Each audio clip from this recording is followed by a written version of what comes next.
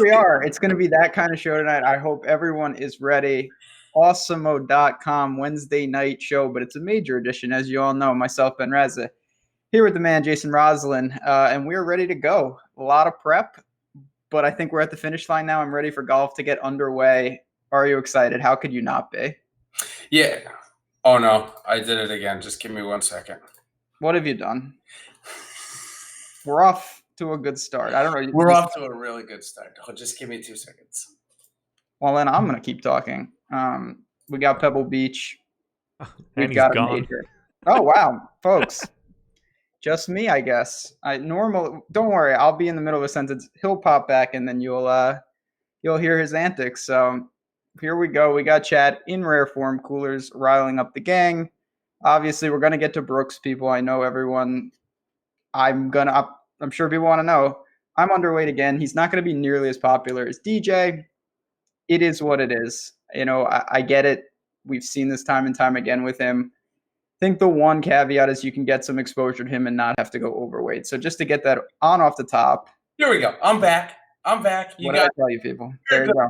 So what happened was we have the YouTube chat up, and I normally close the window out so that I don't hear us talking like maybe a half a second delayed.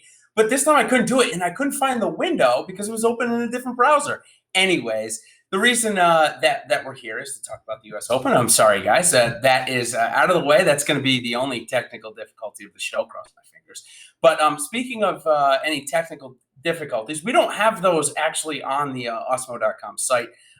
So if you are not a member, we're running a great promotion right now through the Awesemo Golf Twitter account. All you got to do is retweet and follow the account and tell us that Jordan Spieth is going to win the U.S. Open, because obviously that's who will. But if you don't think Spieth will win, just go ahead and tweet us who you think will win. And if they do, you will at least have a chance to win. If you get the only golfer right, you will get it. If there are more than 3 people, there'll be 3 random selected. So good promo if you're not already a member. But now we can get into the U.S. Open. I'm sorry about that. I apologize about my little snafu there. It's just so weird when you hear yourself talk and then you're trying to talk at the same time. I can't do it personally. If you can, it's a certainly great skill to have. I certainly can't. No, I can barely do it without the echo. So that's where I'm living tonight. But yeah, take it away, man, because we got everything to talk about. I'm sure Chad's gonna have questions. We can get right off the top with I don't know if you want to talk about Brooks right off the bat, just because this guy's unbelievable. Yeah, I'm probably underweight. Yeah, no, I think I'm definitely going to. I think I'll just start off. If you guys, watching the show, if you haven't seen the weather, it looks like we're going to get really calm conditions the first, 2 days. And that's what we really want to focus on at the beginning, getting our 6 golfers through the cut. So no real weather edge. We can get that right out of the way. U.S. Open app is awesome. I don't know if you've downloaded it yet or not. It is pretty sweet. There's like a live map showing everything where you are, and you can click on the player and see exactly where he is. It's not going to be quite the Masters app, but it'll be pretty good. So if you haven't downloaded it, go ahead and get that done. Let's go ahead and talk about Brooks Koepka for a little bit. He is the highest priced golfer, which that's the first time we've seen that at a major. It's the first time he's been priced above 11K as well. So I think this is probably, I know you and I have both faded him at least the last 2 wins that he's had. I didn't play him at Augusta, and it didn't really kill me there. What are you doing with Koepka this week? For me, it's the easiest time to fade because he's the highest priced golfer in the field. Yeah, I mean, I always rationalize that it's easy to get away with him, and what can you say? He's unbelievable. I get it. It's just there's a multitude of factors when obviously I like DJ more. I think the public likes DJ more too. So you're going to get higher ownership there, which is tricky. But there's just so many ways to spend down and take that savings.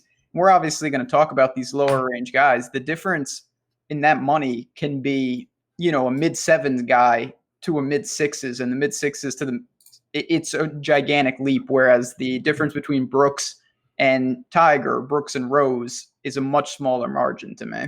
Sure is. So very interesting. We normally bring up tee times here in the beginning. So we'll bring up Brooks Koepka. Very interesting. He's playing with Victor Hovland. And I think that probably has something to do with the reason why Hovland's playing in the field, which I think is something to do with the amateur champion or something of that nature. And they pair the amateur champion up with the former U.S.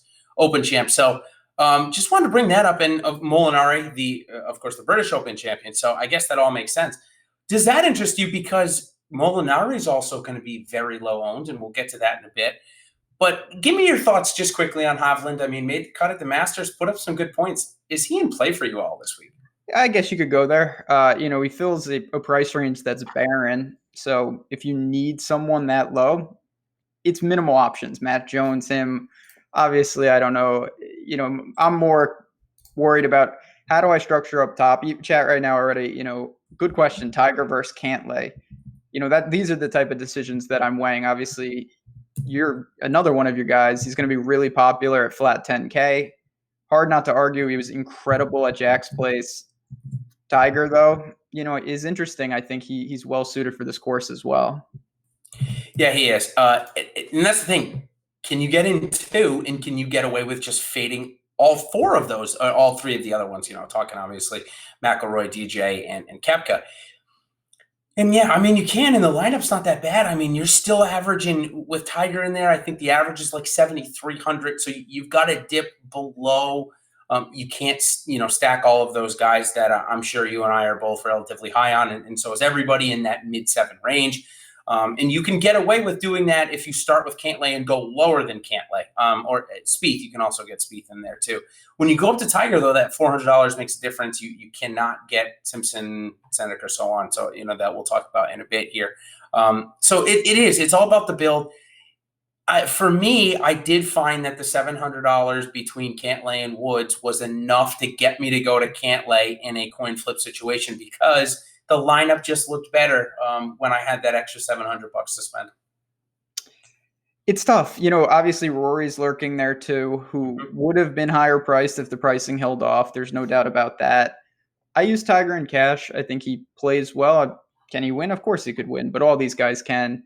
I found myself either trying to get up to DJ or starting in the 9s. I think there's a lot of builds where, whether you're, we'll get into it, you've got guys there that you can mix and match much easier than trying to pair up.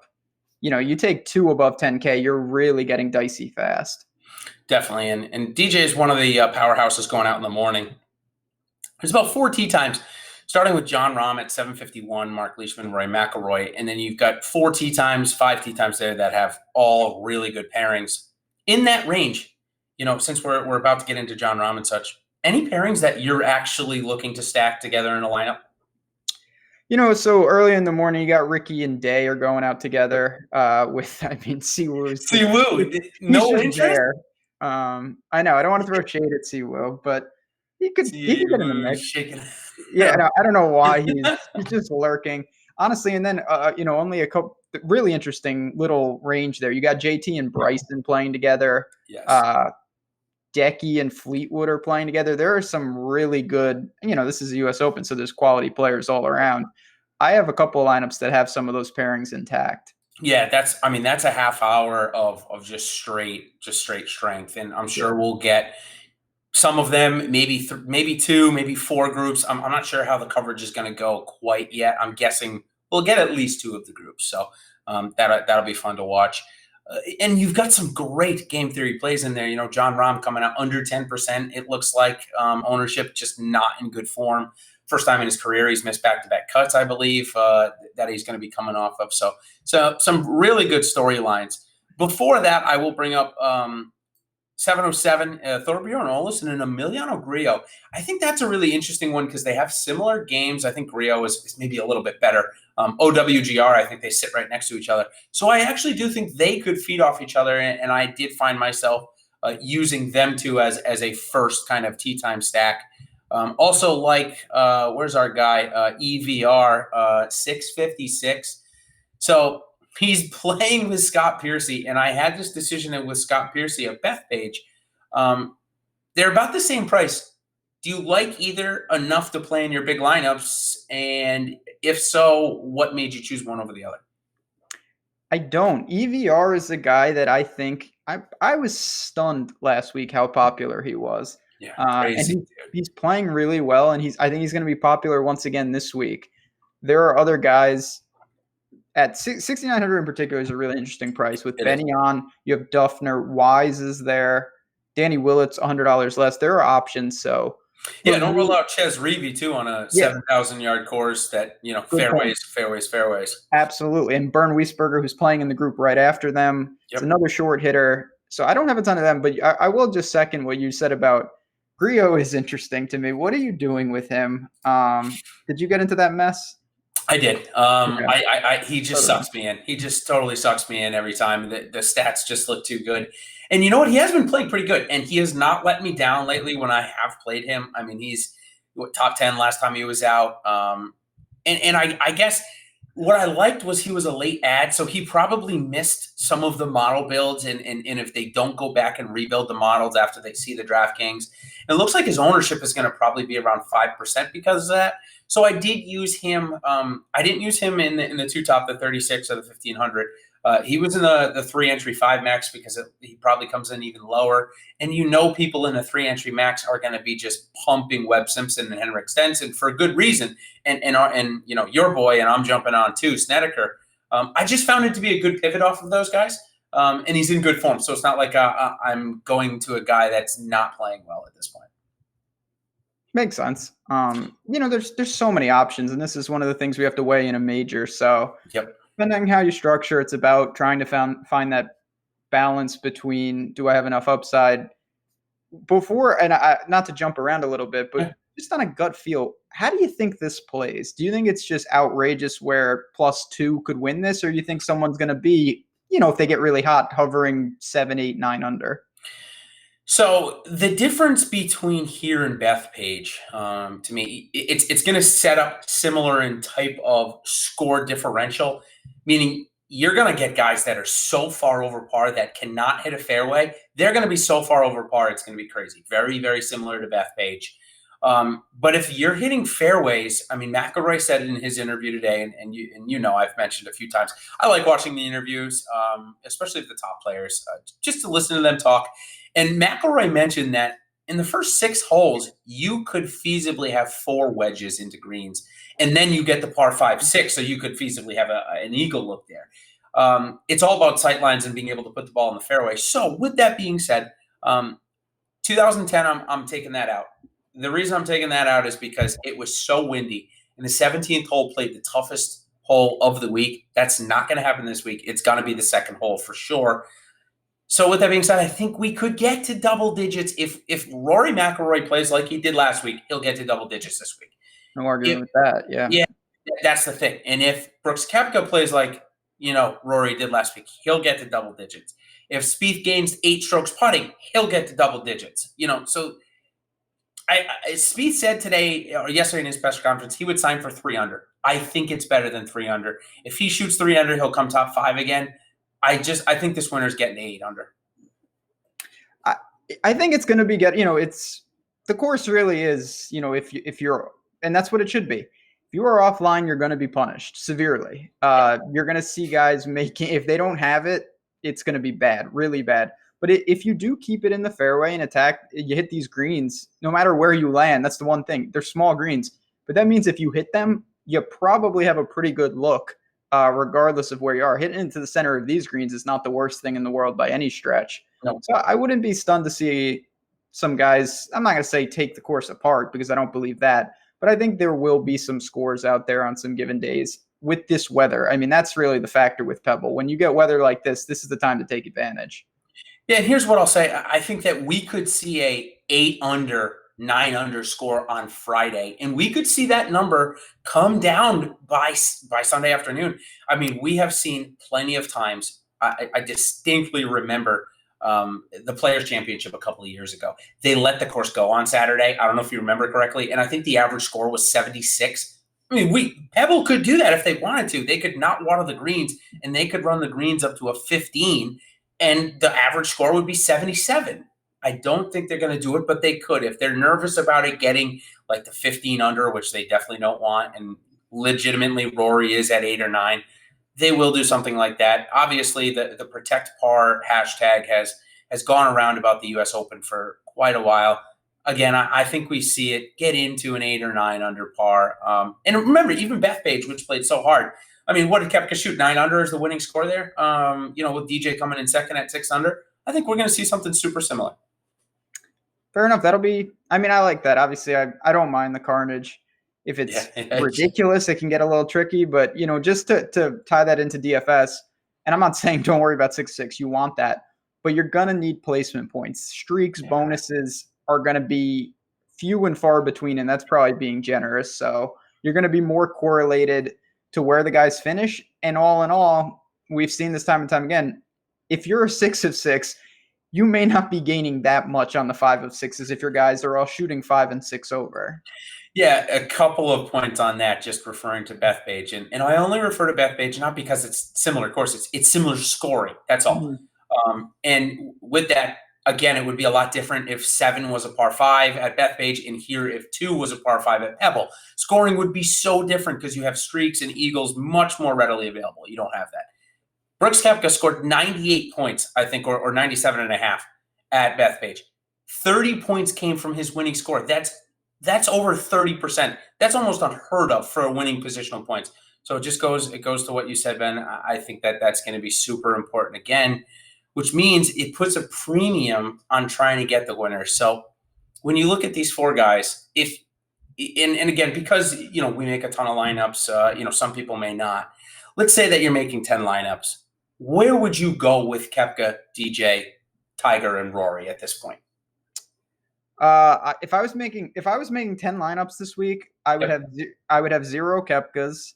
Yep. I would have 3 Rorys, 3 DJs, 2 Tigers, and 2 with none of them. Okay. Something like that, where I really don't love anyone above the rest. To me, Brooks, you want to throw him in 1 or 2. Yeah, I get that, but that's not where I'd like to start, and I think there's value in fading all of them and starting either with Spieth or Cantlay or in the 9s. For me, it's in the 9s. Yeah, I think that's pretty sound advice there. Again, the argument you can make for Brooks is 10% ownership. So if you're making 10 lineups and you put them in 1, you're matching the field. So it seems kind of easy to do that. You got something in the chat? I see the smile. The chat is in rare form. Rare form? Flying.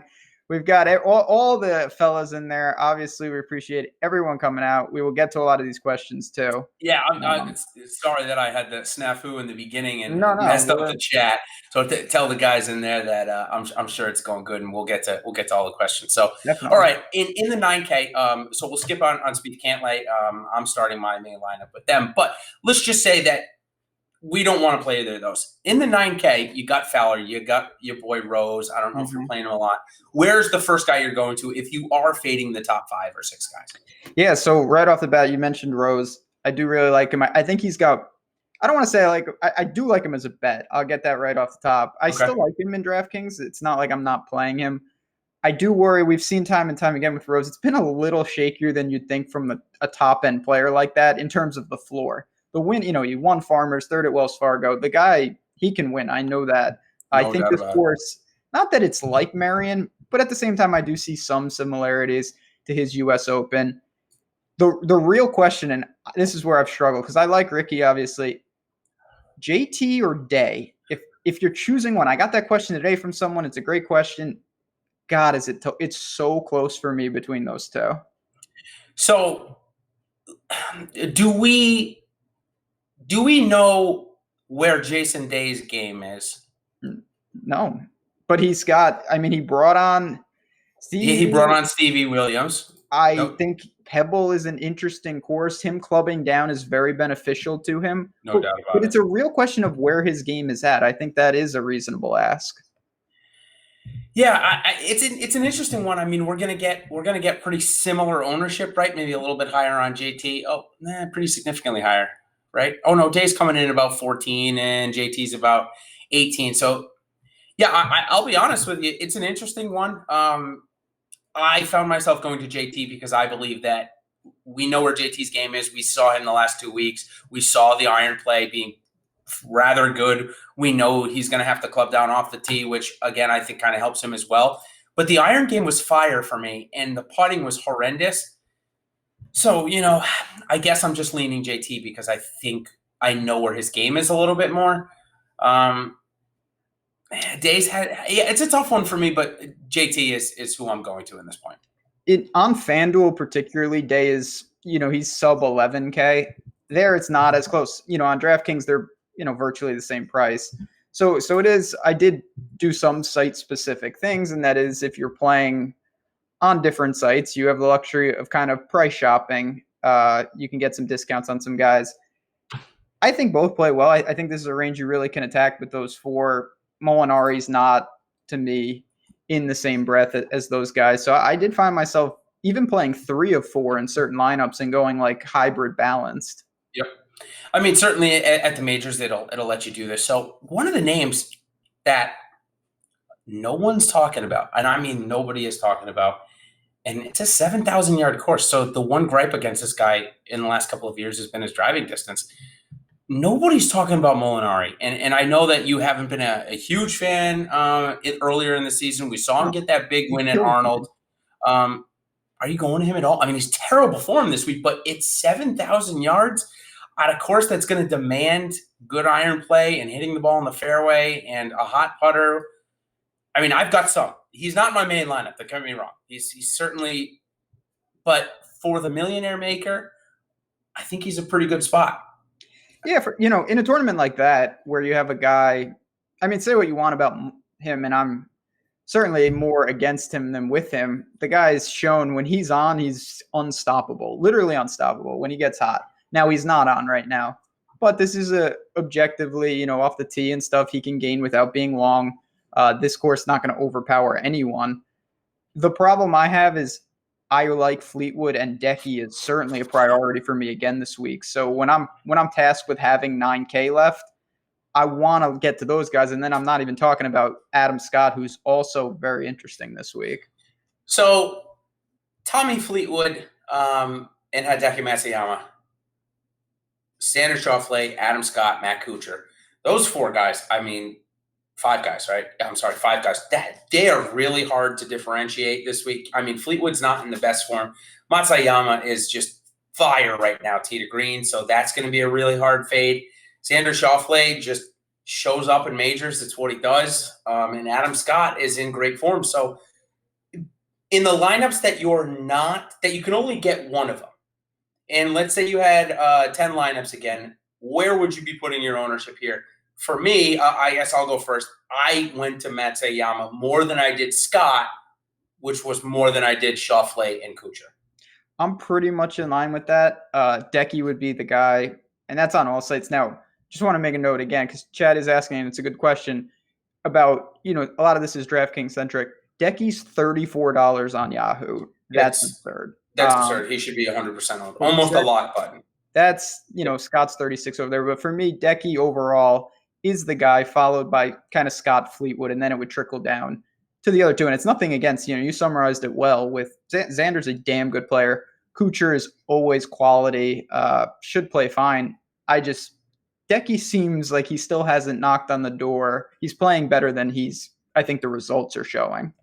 Yeah, I mean, 6th place at the Memorial, but he had the tee to green game and the stats and even the DraftKings points to win. But obviously, Patrick Cantlay was probably a little bit too good for everybody. I don't care who it was.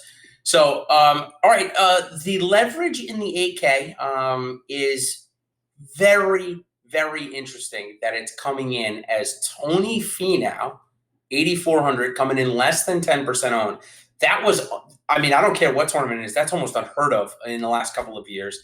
And then Phil Mickelson, obviously, and Bryson DeChambeau. Pick one of 3. I guess you can tell me none, but if you had to pick one of 3, it would be Bryson. Not giving up on Bryson. Yeah. Okay. I mean, I'm looking, I guess, maybe searching for reasons, and I will say I think he found something late at Memorial. Sunday. I know he was gaining on the greens, but that had been a source of frustration for him. He does a lot of work with the driver. That scares me a bit. Not the greatest course. And with his temperament, I guess it's hit or miss in the sense maybe he loves the challenge of what a U.S. Open will bring because he's, the scientist, or maybe he's just like, this is stupid and I'm going to complain about everything. I think that could go one of two ways. But he's a guy at 8,100 I'm pretty interested in. Yeah, and you make a good point, and I wanted to bring that up about Spieth quickly. We talk about, in my other stuff that I do, we talk about leading indicators a lot. Obviously, I'm in the markets and equity markets, and for certain players, you can find leading indicators. For Rory McIlroy, if he is driving the ball 340 yards and putting it in the dead center of the fairway, that is his leading indicator. For Jordan Spieth, it's putting. That's a leading indicator of form is coming. The same kind of goes for Bryson DeChambeau. If he feels confident on and around the greens, everything else comes. So I do like that he started to gain strokes putting at the Memorial, and obviously he looks really good on Sunday. So I'm sucked back in because of the ownership, but he's not in my $3,600 lineup this week. I just didn't go there. I went a little bit more balanced and in this range that we're about to talk about. And let's just go ahead and get the chalk out of the way. Webb Simpson is the most egregious price of the week. There's no doubt about it. It's very, very similar to Matt Kuchar, priced at the exact same price for the Masters, coming in very similar form. I'm going to be playing Webb in the big dollars. Henrik Stenson, similar, and Brandt Snedeker. So of those three, are you playing them all? Are you playing them in cash? Are you fading them somewhere? Because I am fading them in the MMEs personally. So the $10 before, I'm just not playing them. Yeah, I mean, this is where I don't want to say context because that's not even the right word, but you got to understand, especially if you're new to golf, two things can be true. Where a guy can be ridiculous chalk and a great play, and in certain spots I don't want that guy, even though I like them. Yep. Like Webb and Snedeker are mispriced in my mind. They set up well for this course, and I get it. There are certain tournaments where I think they might be, in higher stakes. Some of them could approach 40%. In cash, I think it's a no-brainer. In a top-heavy MME format, this is not like the Masters in the sense that this is a really tough cut to make for everybody. You got a full field, and it's only top 60 in ties. So the benefit that you get from potentially fading massive chalk is exponentially more, where for Matt Kuchar to have missed the cut at the Masters, something outrageous. You'd have to pull a Justin Rose, I guess. I don't know how that happened, but that's neither here nor there. So I totally get that. Even though I'm very high on those guys, I don't have them across the board by any stretch, but I am clearly playing them. I mean, 156 players and only the top 60 in ties. I mean, it's brutal. They don't have the 10-shot rule here, do they? I don't. Oh, wait, there is no 10-shot rule. I thought it was 70, but actually I thought it was 60. Then I read 70. It's definitely, I'm almost positive it's 60. Like you said. It's 60. Yeah, it's tough. Yeah. Very, very tough. It is the toughest cut to make in golf. It is a full field, and you're only getting the top 60 players. So with that being said, I want to just touch on the Millionaire Maker for 1 second. This is the first time, at least in my recollection, that it's $100. Correct me if I'm wrong, but 33,000 entries is a lot different than 120,000 entries, which we're used to getting at that $20 price point, maybe even 100,000, 180,000 and more. So with that being said, do you think, and I don't know if you caught my article that I put out for free dealing with the last 5 winning lineups, do you think that we can go a little chalkier than historical averages around 75 to 85% of total ownership? I think so. I mean, there is a giant difference. I guess maybe I don't know, maybe it's just me. At some point when you see a tournament, it kind of all feels the same if it's above a certain amount of entries, where it's like, oh, I got to beat tens of thousands of people. That is significantly different than beating hundreds of thousands of people. I know it feels the same, but it's just not. And I kind of have to train myself because I'm, certainly I threw my entries into the millies this week like everybody else if you're playing up there. And it is different. I'm not saying it's, like I'm going to win it now by any stretch, but beating 30,000 people, you can be a little less off the wall. You can, cut corners. It doesn't mean play 6 chalk guys. You're still going to have tons of dupes. But when you're trying to beat, the drive to green per se, you're really, really looking to have a unique path because that's just that many more people that are in the pool. Yeah, the contest this week, the return to Pebble, $10 to 150K to first. That's what we're talking about here, where I'm not going to be playing Webb in it. It's just at 180,000 entries, Webb would need to top 10, and he very well could. But I'm going to take the odds that he ends up top 20, and that somebody like a Matt Wallace, a Louis Oosthuizen, Yep. You can throw me out two of your top names in that area that are going to be under 5% owned and could top 10. So 2 names in that area from you. If you're going to play Sergio, oh, man, like I want to, but I can't. He's putting so bad. Who are you 2 that you're going to use in your MME formats this week? Yeah, I mean, Usti, obviously, what can you say? It's amazing. He's made 5 straight U.S. Open cuts. Model of consistency in the most erratic guy ever. The guy for me would be Leishman. Not the greatest U.S. Open track, but we've seen he's a big game player. Lost in a playoff at the British Open before. Just has a knack for it. The game, I don't think, is in the best shape, I'll be honest. But 7,800 at that kind of ownership, I'll take my shares. I don't need a ton. Not my high stakes line. I'm not anything too important. But at the same time, in big field MMEs, he is the type of guy like you're talking about. Webb beats him more often than not, but there's a couple windows where he smashes Webb. And those are the type of teams, when you're talking about placement points, that can make all the difference. For sure. One name that I'm kind of linked to now, and in this type of tournament, I really am not scared of it, and that's the withdrawal, and it's Kevin Na. I mean, this kind of course should really set up for Kevin Na really well. If he's ever going to have a chance to win a major, I mean, this is probably his best shot coming off of a win at Colonial a couple of weeks ago. So I did find myself playing some Kevin Na, especially in the Millie Maker. Got him in a $500, the 3-entry max. That was a really good contest that DraftKings put out as one of those kind of secondary ones, not too expensive. So it found a couple ways in there. So marching down, any Slovakian make your team? I don't know about these Slovakians, man. Yeah, Chad was asking about. Yeah, they're kind of crafty, those Slovakians. Huh? You gotta watch out, man. They've been. I've been watching Euro Cup qualifiers for soccer these days, so I'm all about the Eastern Bloc. So I didn't have any Rory Sabatini. I'm not sure I could get there. It's been an unreal run. I will say at the Memorial, he did lose significantly on the approach, bailed it out with the putter. Still great form. I'm just not there, though. Overall, I would just rather go to Kevin Na, Leash, as I said. Stenson, obviously, I think makes more sense. Do you have any of him? We'll never know because we can't hear you. You made it for a while. I like what chat's doing right now, by the way. Some very quality questions and comments. You like Graham McDowell. I see it. I'm not opposed to Graham McDowell. I worry a little that it's just he's been on a ridiculous run. He got into Portrush. What do you think of Graham McDowell? Yeah, so I'll tap. We good? You can hear me? We're good? Okay, sorry. I don't know what the heck happened there. I literally looked over. We got a green light. It's somebody. I don't know. We got maybe some people are just like jamming my signal or something. The YouTube chat is going off tonight, so maybe that's why. No, I'm just kidding. Anyways, Rory Sabatini playing way above his baseline. I'll just finish up there. I think that has to come down.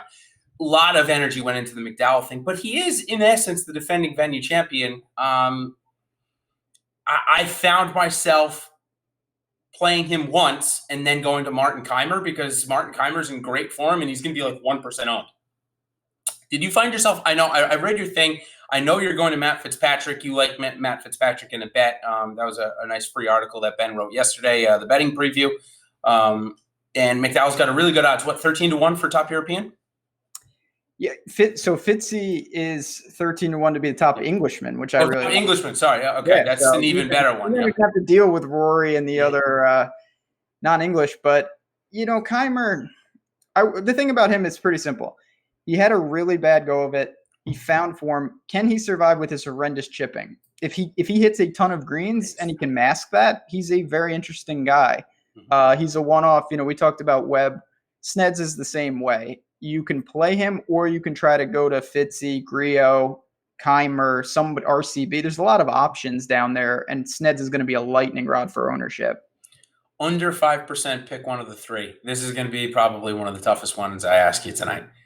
Kevin Kisner, J.B. Holmes, or Cameron Smith? Oh, my God. Is it a none? Is it really a none? I'll tell you this much. I have a little Kisner, and that's it of the three. I mean, do you have Cam Smith? No, I can't get there. I can go to Kevin Kisner a little bit. But what happened to Cam Smith? There was a time when he was top 10 every week, and has he made a cut since Jacksonville? No, I don't even know when Jacksonville was, and the answer is still no. Pontevedra, yeah, sorry. No, it's just bad. He was he had a blow up round in one of those tournaments. He shot like 6 over on Friday. I felt like the wheels have just his off the tee game is just broken right now. It is, and obviously you need to hit the fairway. Every player that's been on this week says it's all about position. And I guess the first cut is okay. And one of the stats that I looked at last week was good drive percentage. And I'm just going to give you a guess at who the top 5 was, because we've already talked about them. And this is a good drive is measured by players that hit the fairway and their second shot lands on the green or fringe divided by the times that it didn't. Wow. So, pretty good stat. Yeah, that was a little bit of a mouthful. Jim Furyk was number 8. Yeah, at least I was close. Ches. Oh, no, this is last week. Ches didn't play last week. Oh, last week? Yeah, just last week. Yep. Okay. Man, I didn't even think. It's amazing that Furyk was even in contention. Well, where was Rory? Just out of. Yeah, Rory was number 5. Okay. Yep. Hatton? No, Hatton didn't play last week. You see, I'm European guy. European guy. No, guess it's a European guy that's number 1 though. Guy has literally been peppering 3-woods for the rest of his life. That 13-degree 3-wood that he just tees up on every tee that he's going to do this week again. The Iceman? Yeah, 95%. He was 54 of 56 in good drive percentages last week. Insane. Number 2 was Webb Simpson. Number 3 was Danny Willett, which we'll get to in just a little bit. And number 4 was EVR. So really just interesting that, and the reason I bring that up is because Pebble is not the same as Hamilton, right? I'm not making that claim. But what I'm making is they're going to have similar yardages. So they're going to be used to the clubs that they're hitting this week. They just hit them last week. So I did like that as a little bit of a theme there. So, okay, we're marching down. Hao Tong Lee, any interest? I have a couple. I have like 1 or 2 where I say, you know what? Because I like to build correlated lineups, pure attacking. And he's in that type of lineup. I think if it's easier conditions, it suits him. If it's brutal, I don't like him at all. Okay. Conditions look to be okay. What's his tee time? Any? Do you like the stack there? I can go look it up. If you don't know. Is with. Oh God! Wow, that whole just fire that into the sun. It's him. Let's do it. Him, Bubba, and JB Holmes. Just. Oh my God! Just stop. God, I feel bad for just the people even around that tee time just to be in that aura. So no, if there was a prop bet, I would want to bet the largest differential between 2 golfers in the same group coming from that group, because I can just see Bubba or JB Holmes getting just totally dejected and the other one playing like kind of good. And oh Jesus, yeah, I'm staying away from that. Okay, anyways, marching down, did I miss anybody that you wanted to bring up? It seems like we've probably hit most of the guys. Looks like Ty Hatton and Billy Horschel are going to come in around 10% owned. Seems kind of high to me when I can just go to like CT Pan and Keith Mitchell and get like 1 and 2%. You taking the same stance, or do you like Ty Hatton a little bit? I like Ty Hatton. I'm worried about him to some degree. I have a lot of him. I have him in key lineups. I think it sets up well, and I'm just trusting that because he's steamed a little. I thought he would be in 5 to 7%, and I think you're right. He's trending upward, but I'll live with that. You have Furyk there to sway it. CT Pan, I think, makes a great play. I'm with you, no doubt about it. Short course, he's not a long hitter. Should be able to control those irons. Siwoo Kim, man. Siwoo Kim is sitting there, 4th place here earlier in the year. Putsy wins. It's going to be good conditions. What are you doing with CT? I'm sorry, Siwoo. Siwoo. I know we talked about him at the top a bit, but is he going to make your lineups? He is making a couple of mine this week, especially in the MMA. Yeah, so in Millie type lineups, I have some of him. I don't think he makes the best smaller field or even like a 3 max. Not a priority for me. There's just other guys that I trust, but we've seen Siwoo recent form, not that pertinent. Ability to win he won the Players, so we know he can win anywhere. So for that logic, I can get down with a little. Lucas Glover right next to him. We haven't talked about him much. Former U.S. Open winner. Putting is going to be negated a little bit because he's not going to need to make as many birdies. He rates really well in my model. He ranks number 21. So he's going to get in MME lineups just because of that. I use my projections and I set everybody at 10%. And so he's definitely going to get 10%. No doubt about that. So how about, though, any big lineups for you? I just can't see too much upside, so I didn't play him in the big dollars. But he, like I said, he's going to get in at least 10 or 20% in the small dollar. So Lucas Glover's always an interesting case. He's an incredible ball striker. He's a terrible putter. Yeah, I was absolutely stunned to see he's missed 7 straight U.S. Open Cup. What? And I was stunned to see that. 7 straight. Wow. For the former champion. Wow. For a former U.S. Open champion. So it's not like this type of golf should suit his game. And just to look and see that he has not made a U.S. Open cut since 2011 is that when he won? I don't know. What I'm looking at doesn't even go back that far. I just see from 2012 to present, just miscuts. So that can't be good. Having said that, I do think he sets up him and Zach Johnson have the type of game that should translate here. But there's something to, I mean, how he's struggling immensely. I know it's a rotational, but my God, make a cut. Yeah, right. Obligatory stat of the night. I love seeing him on Twitter. I mean, there's so many stats out there. If you just go scour Twitter, and I'm not talking down on anybody that's putting them out there. I love them. I think they're great narrative pieces. Here's one on Keegan Bradley. He's top 10 in the field in strokes gained of golf courses that are under 7,000 yards or at 7,000 yards. He's in the top 10 in strokes gained over the last 60 rounds. So something obligatory. Is that enough to now? Remember what I said about Keegan 2 weeks ago? If he's at 7,000 or lower, I'm going to play him. So he's in some lineups for me this week. I mean, he popped a little bit with 2.5 strokes gained in round 1 last week and got himself a first round lead. Obviously, that didn't hold. But we talked about his ability to rack up DK points and come in 40th or 50th. He's not a bad cash game play setting for me. How about you? Yeah, I don't have him in cash. I'm not going to say that. But at the same time, he is another one we've seen. I know it's frustrating, but, the times to jump on Keegan are when people have soured. He was 7 under after Thursday. Now he went directly backwards. I worry about his scrambling. I think that's clearly the main concern. If he can pepper the greens, Keegan is a major winner, as ridiculous as that sounds. It doesn't seem real, but it's true. I know people. Keegan won a major. So at flat 7, he can be your last man in.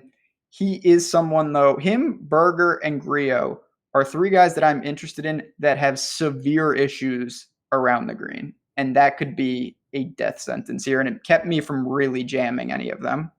Another guy that we like to play that has struggled on the greens and around the greens this year, but ranked 21st off the tee, should set up well for him, but he's just so bad around the greens. And I'm talking about Abraham Answer right at that 7K mark. Any shares of him in the big dollars? And when I ask you about shares, like we've talked about, we make a lot of lineups, so it's likely they get in 1 or 2. Mm-hmm. So when I ask you, it's probably more for your main lineups that you would say. I'm going to guess he didn't get in. He didn't. In bigger tournaments and whatnot, where I have a bunch of teams, I look to Jimmy Walker and Thomas Peters as aggressive 7K guys. Answer, I think this is just a little. He'll get there because he showed some talent. Still in majors, I'm not sure I'm ready to take the plunge with him. I'm taking the plunge on Ches Reavie again this week. Yeah, Charles Schwab, where he missed the cut. Listen, Ches Reavie is not a 2,500 guy or whatever that tournament was, playing at a municipal course. He shot 72-71. And then if you go look at his last 15 or 16 rounds, nothing over 73, a lot of 60s. So I love Ches Reavie as a cut maker. In fact, I think he is actually cash playable. He's in one of my big lines as a guy, again, that I just wanted to get through the cut, and I'm going to hope that Rory McIlroy, who I have him paired up with on that team, wins. That's what I'm looking for. I'm looking to pair Reavie up with the winner and use that salary savings. So how about you? Are you as high on Reavie? I know Ben On sits there as well, and I'm big on him, and there's a couple of guys at 6,700 I'm big on as well. But Ches Reavie, I'm not a big Ches guy, not a fan in life. Nothing against him. I'm sure he's a nice guy. Just don't love the game. I prefer on. Having said that, we've talked about how important it is to be in the fairway, and he does that in spades. That's his best attribute. So I have some Ches this week. I think he makes for a fine play, sub 7K. Love Van Rooyen. He's part of my core this week. I just think his game is in great form. Another guy that peppers fairways, though, that we've seen certainly compete, a major winner, Jason Body by Duffner. He sits in he's a good pivot. I think he'll still get 3 or 4% ownership. You find yourself going to him, or in that sense, are you going to like someone like Aaron Wise or Charles Howell? No, I actually found myself, I've tried, and maybe this is progress on my part. Normally I would just jam Wise because I'm a big Aaron Wise guy. I found myself going to Duffner. He's someone we've seen in U.S. Opens, shorter course. The putter is a disaster. It's an unmitigated disaster. It's worse. It's way worse than speed. It's a big mental problem. Yeah. So for me, he's in that next tier. I like Benyon, and after that, there's 3-4 guys that I have exposure to right at that 6,900 mark. Yeah, and this is what we'll do is we'll go over our last place here. Then we'll get to the questions. I have at least 3, and I'm sure we've got a bunch more. So we'll spend the last 10 or 15 minutes. It's okay if we go over a couple minutes today since it is a major. So, all right, we'll go rapid fire if you want of 6,800 and below of the top plays that you have. You can go ahead and start. Well, I don't have much, so it's going to be quickly passed back to you. Danny Willett is 6,800. I think he's in play. There's no doubt about that. But I honestly, 60, if you go below that, I'm going to throw out a couple names. And these are guys not even that I like, that I think are basically your only options. You've got Matt Jones. We talked about Victor Hovland, and definitely not my boy. Certainly, I guess yours if you want to adopt him. Colin Morikawa, who I guess he is good. He looked very good last week. Do you have anybody else, though, in terms of sneaky? I don't know if it's Nick Taylor or who is it? Who we got? I found myself playing, and I'm not entirely sure why I picked this guy over Morikawa or over like Brian Stewart, but I'm going to come out and make the call. And I don't know how bold it is, especially the people that know the game. But this kid, Scotty Scheffler, is going to be a top 50 player in the world in a year. And I think that he has shown – I know he missed the cut at the Rex Hospital or whatever it was last week. He's got a win. He's got 2 more second-place finishes. It's likely he's going to get another win on the web.com and get just directly promoted to the PGA. I'm in on this kid. He was highly touted out of college. And I think that, for me, I've seen Scheffler already compete on the PGA Tour. I've seen him compete on the web.com tour. So I'm more apt to play him over Hovland and Morikawa, who, granted, Morikawa looked awesome last week, but I found myself playing Scotty Scheffler. He's my biggest risk. He's not in the 3,600, as you can imagine, but he's in the 1,500 for me. It's my biggest risk of the week. But I got a feeling about the kid. I don't know what it is. And it might be too early, and I'm okay with that. I've been too early a couple of times. And I guess I'd rather be too early than totally miss the bus. Well, yeah, once you miss it, we talk about that a lot on this show. You're going to take some lumps trying to guess early. Some guys I've guessed multiple years. Maybe we might have to wait till 2015. That's good, Ben. Let's go backwards. But Scotty Scheffler is a guy, we saw him in Texas. He's got talent. He's got a little experience. It's not like this is a totally new situation for him. So it's a guy I have a little of, certainly not on my core teams like you. You're taking a little more aggressive line, but at the same time, and we talk about this, it doesn't have to be just high dollar. Even if you're in 100-man, you might be able to ISO a guy like that, and that is really valuable.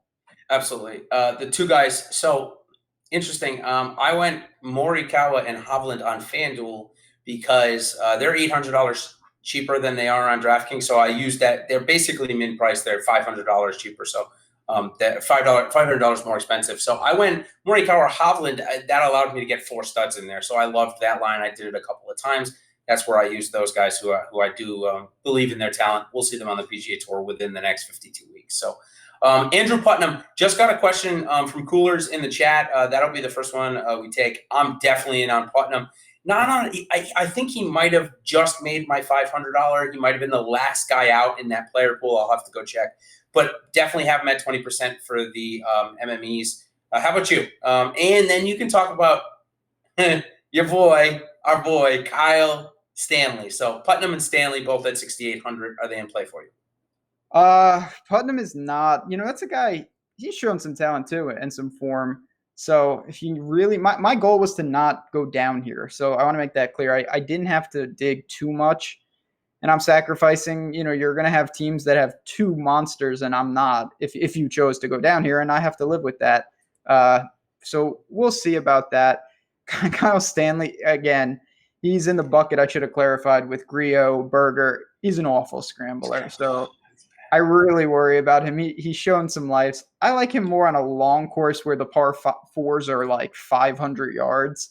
He's good at attacking those types. Shane Lowry is $21 on Yahoo. Yeah, that's egregious. I don't like Shane Lowry this week in the mid sevens, but at $21, that's something you definitely should buy. Yeah, and Lowry has had a hot putter, but at the same time, he's gaining strokes tee to green as well. So that's obviously why we've seen I think 3 or 4 straight top 10. So he's playing in great form. All right, one guy below 6,500 before I get a couple of questions here that I had before coming on. So one guy, just a dart throw that, if you are playing in the $10 or you're playing in the $3 that's out there this week or the mini max entry, whatever you're doing. One guy below 6,500 that maybe you could make the cut and maybe get you top 30. Oof, boy, it's below 6,500. Yeah, 6,500 or below. So I'll give you the chance to take Nate Lashley if you really want to. Yeah, nasty Nate. Boy, oh wow, I can't take Brian Stewart, a notable guy with miscut at Corrales. Yeah, that's what we want. I'll say again, do I want to do this? No, but Sepp Straka is a very good ball striker. He's 6,300. He's overmatched. He can't putt. He can't scramble. But again, what are you really asking? You're saying he's a dog to make this cut, but he's also live to make the cut. It's not like he's 0%.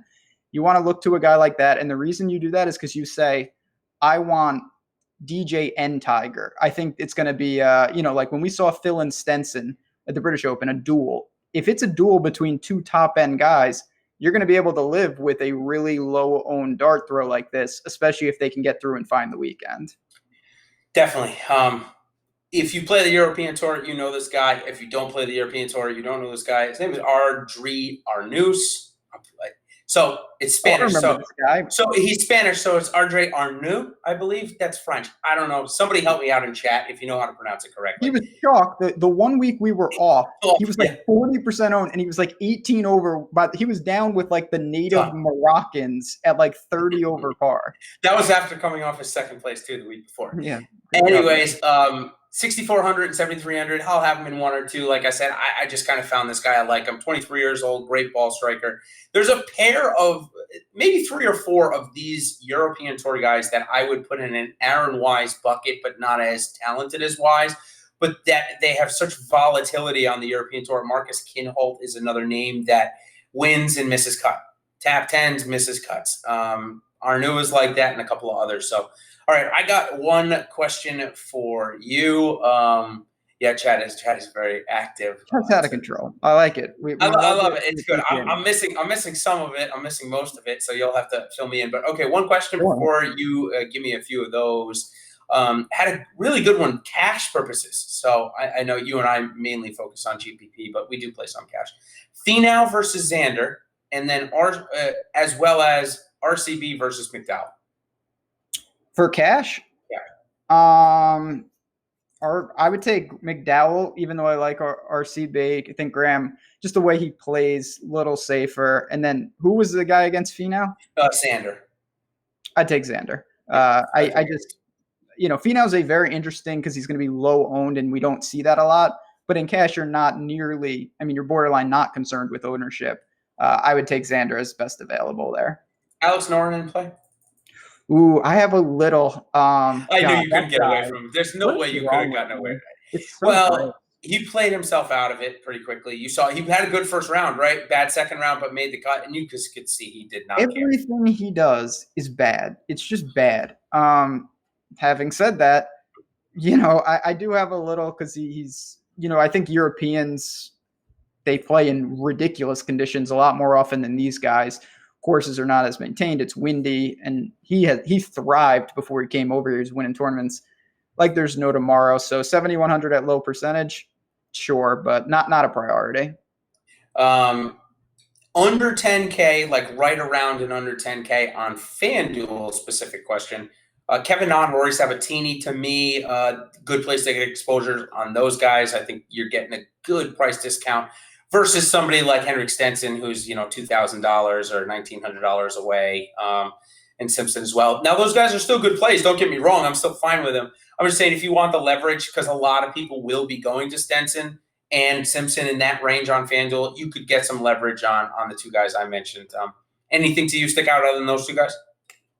Patty Reed, he's 9,700 on FanDuel. A guy that, the form isn't great, but you're going to see that in the depressed ownership. Guy's got big pedigree. Obviously, he can win Masters winner, scrambling travels. He's an incredible around the green player. I have some of him over there.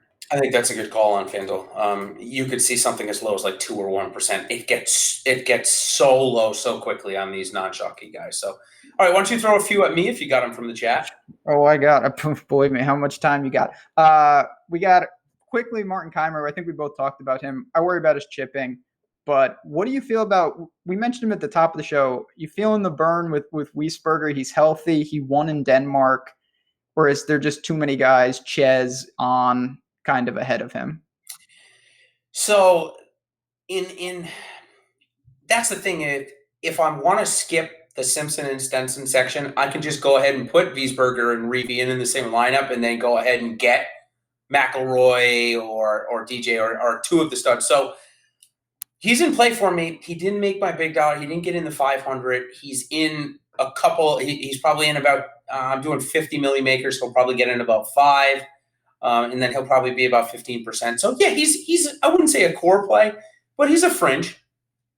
Fair enough. Yeah, I mean, like I said, it's a very dangerous game. One of the reasons that you should sign up to Awesemo is we have office hours, and I just did mine. And we had a lot of sharp people when they're talking, and we were talking about how obviously in these type of tournaments you have a multitude of plays at every price point. You want to pick a couple, but you want to make sure you're not taking 5% of every guy down there, because it's just, even if you get a couple right, you're not getting paid off.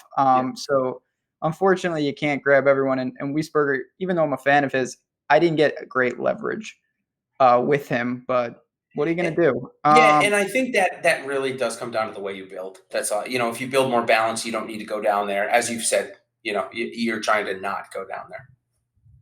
100%. What do you make? Because we have to mention him. What are we doing? It's a U.S. Open. Do you have any Phil? Oh, Jesus. Phil. What the hell, Phil? Like, what? You go out and you shoot a great 2-under at the Memorial, and then you literally come out Friday morning and look like you just went on a 7-day bender and could not hit a fairway or a green to save your life. If he does that this week, he'll be taking whatever that coastal highway is down to his home by Friday morning. I mean, psychologically, he beyond when he knows he's out of a golf tournament. I will say, I think he checks out mentally more than anybody. I mean, it goes to show last year at the U.S. Open, right? The dude hits a moving ball as it's going off the green. Which he should have been disqualified for. By the way. Yes, he should have. Which it's okay. Yeah, I'm going to play him a couple of times because we know we're going to get 5% ownership. And when we know we're going to get 5% ownership on a guy priced over 8K, it's almost standard I get the 10% and get 2X, because at 2X, making as many lineups as we do, it's a good advantage. Fair enough. Last guy, then we're going to give a hot take and we're going to bounce on out of here. Yeah. Gary Woodland. Yeah, so the Anointed Chalk Bros, Woodland and Finau are combined. Maybe maybe one chalk guy, maybe not even. Very interesting. Listen, Woodland's a premier ball striker, and so is Tony Finau. So I don't even mind throwing them together in the same lineup.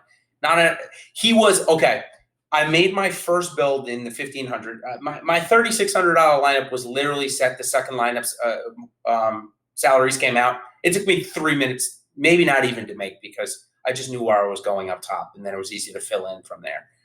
I think you could probably figure out who my top 2 guys are. I think probably everybody could. And anyways, though, in the next line that I built, the first guy I had in there was Woodland because I ended up going a little more balanced and putting in Leishman and such. And then I ended up saying, no, I need Matsuyama in there. So I spent the extra 800 and found myself going from Simpson down to Ches Reavie in that exact scenario. So I took Matsuyama and Reavie against Simpson and Woodland in this scenario.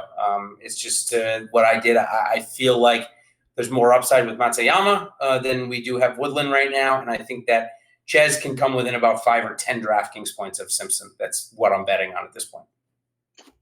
There you go. And yeah, that's a lot of what lineup construction is. It's, 2v2s and balancing out what are you sacrificing. It's not just individual plays. There's an opportunity cost to everything that you do. All right. Well, we got to pick a winner. Are you a winner? I mean, Jordan's going to win, so we should try something else. Okay, fair enough. No, for me, I'll just pick another winner. So, or I'll pick the second place guy. How about I'll pick an exacta? Let's go. There you go. Yeah, that's amateur hour. Who's coming in second? There you go. So it's the ticket. The ticket's gonna look like, and I know this is crazy. But it's going to be Spieth Snedeker at 1-2. If that happens, I'm not coming on the show next week. You're doing a show alone. You can do it with my owl back here. Just the owl. Spieth Snedeker 1-2, baby. Spieth Snedeker. I'm going to have to do a 1-2. I'm going to say Rose Ricky. I really like that 9K range. Yeah. I got my orange iguanas out for Ricky. I do like Ricky. We'll see. I mean, I do think it's wide open because the last thing I'll say to sum it up, it doesn't mean they're not going to play good, but Pebble neutralizes the best players in the world right now. Use their driver. Rory gains like 7 strokes off the tee. It's ungodly. That's going to be mitigated somewhat here. DJ obviously likes this course still. Brooks, same thing. So we'll see. It should open it up and really, I don't want to say level the playing field, but it's going to allow a ton of guys to have a realistic shot to get in the hunt for Sunday. Definitely. I'm really looking forward to this. I loved Bethpage, but Pebble Beach, man, it's so special. I'm going to go play it someday for sure. So before we get out of here, though, let's put your guesses. And I think you and I are both going to say that we agree the Millionaire Maker is going to fail, yes or no? Oh, yes. I wish I could that'd be easier than picking these lineups. Yeah, I think they'll find a way to fill it because we have – I don't know if it's a good or bad for tinkering purposes. It's terrible. You don't have to wake up at all hours of the morning. We have some time because this is on the West Coast. Yeah, 9:30. And Chad, you're accurate. Rom probably will win now that I've given up on him. I do have some though, so that'll as long as it's not Brooks. And if you did miss some of the contests or you like, so for example, last week, I got lucky with contest selection and I ended up winning the smaller $5. DraftKings just put out the smallest $10 that I've seen yet. That's definitely going to fill as well. It's $50K to first, only 23,000 entries though. And that was similar to what I played in last week to win. Sometimes, again, it's just about, I scored 587 points, and that was good in the $5 regular one for like 18th. It wasn't even close to the top 20. So sometimes these lower, I know it doesn't have the lure of the 250K to first, but hey, they're a lot easier to win. So take a look. I mean, they'll probably post out another 30K to first after this because they're flying off the handle. This week, Tiger obviously does not move the needle. Neither does Pebble Beach. I mean, there's no demand. Right? There's no demand for this product at all. So never. But hey, great show, chat. You guys were in maybe the best form ever. I really do appreciate it. We love it. If you can hit the like button as always. If you have questions, you find us on Twitter. Find us in Slack. You know the drill. It's still a long golf season, so we hope you guys will come back next week to celebrate after I do something positive. But on that note, we're going to get out of here. Good luck, everyone. Enjoy the U.S. Open, one of the best weekends of golf. We will see you next week. Cheers, everybody.